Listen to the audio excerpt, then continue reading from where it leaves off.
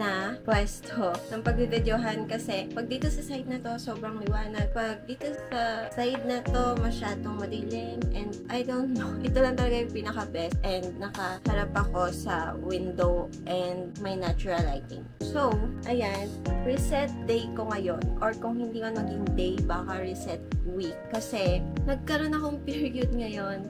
And kapag may period ako guys, para akong, alam niyo, matatamad gumalaw. Pero mga after ilang days, sobrang sipag ko naman, gano'n. Pero before tayo magkwentuhan ulit, magi-skincare lang ako. So ito yung ginagamit ko, yung Beauty Vault na SPF 50 Premium Hydrating Sunscreen. Ayan, so ito siya. Ayan, so ayan. So ganito lang ako maglagay actually kasi parang kung gagawin ko yung 2 fingers na kung paano maglagay ng sunscreen, grabe ang ano niya sa mukha ko kasi yun pa lang sobrang dami na nalalagay sa face ko and nandito lang naman ako sa bahay. Alam niyo yun, hindi naman ako masyadong na-expose sa sun pero syempre grabe ang exposure ko sa mga gadgets, ganyan. So, ganun pa din talaga ang mangyayari. And dapat pala guys, hindi ko gagamitin itong camera na to. Pero dahil hindi ko nga na-charge yung G7X ko, no choice ako. Kasi yun yung parang on the go talaga na camera ko. Kasi hindi ko alam, parang hindi ko siya kayang ipagpalit sa kahit anong camera. Kasi mas gusto ko yung quality ng video niya. Although mabagal yung pag-focus, pero parang mas maganda ako doon. Ganarn. So, ito na lang muna. And, ginamitan ko na din siya ng phone para makikita ko kung okay ba yung quality ng video na nagagawa niya. Kasi, kapag yung mismong sa screen lang neto, super liit and hindi ko siya nakikita yung mismong quality. Kung okay ba yung pagkakasetup ko ng video or hindi. And, guys, ito parang gagamit ko is Apollo Lip Balm. Ayan, yung Pretty Pink. Ayan siya. And, tapos ko lang asikasuhin yung dogs. Actually, ayan, itong whiteboard na yan, which is, hindi mo siyang hindi white kasi ano yung color. Natawag ko yung colorful board. Kasi, may mga whiteboard ako. Ang hilig ko sa whiteboard kasi mahilig ako mag-lista ng mga dapat kong gawin. Pero kahit na hindi naman lahat yon ay nasusunod ko. Kesa mag-ano ako lagi, yung papel and ballpen, sobrang sobrang gastos nun kapag gano'n. And, nababago ko siya. Kunyari, may gusto akong baguhin na babaguhin ko. Pero, ang nagagawa ko parang dito ay yung pinasikaso ko yung dogs, nag-breakfast, and naligo. Ayun parang yung nagagawa ko. Wala pa akong ibang nagagawa ngayon. Pero, balak kong mag-linis ng room, which is, tingnan nyo naman, ang gulo-gulo ng aking room. And, nilipat ko na pala dito sa kabilang side yung desk ko. Kasi si Ate Grace ay nagkaroon ng work na may on-site and may work from home. So, kailangan niya din ng tahimik na place para makapag-work. So, ngayon is nasa work siya. So, medyo solo ko na ulit yung room. Pero hanggang ano lang naman siya eh. Parang 3 p.m. ganun.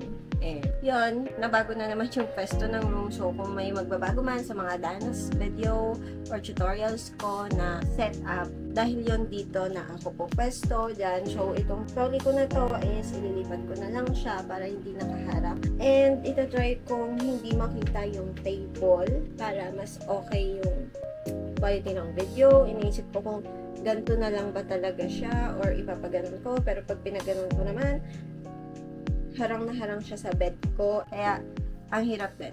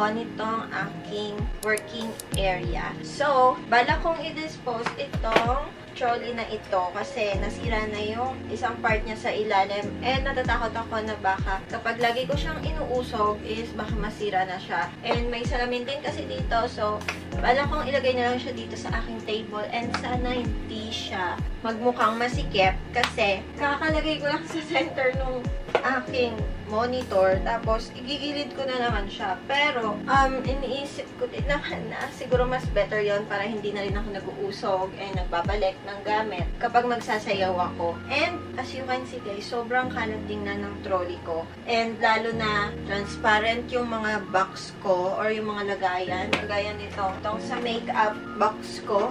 Ayan, tingnan nyo naman, no? Kitang-kita yung laman sa loob. Pero, ang dahilan ko kung bakit ganito yung binili ko, para kapag may hinahanap ako, ganyan-ganyanin ko lang, te. Ayan o, ganyan-ganyanin ko lang kung sa ang side. Makikita ko na yung laman and yung hinahanap ko. Pero, ayun nga lang kasi, sobrang kalat niya tingnan and gusto ko maging neat yung space ko and yung drawer. Ay, ilalagay ko dito sa baba. So, ayun. Mag-umpisa na tayo. And, una kong bubuin is itong drawer. Wait lang. So, ito guys, yung drawer. And, hindi ko akalaing bubuuin ko pa pala siya. So, yan. Let's go!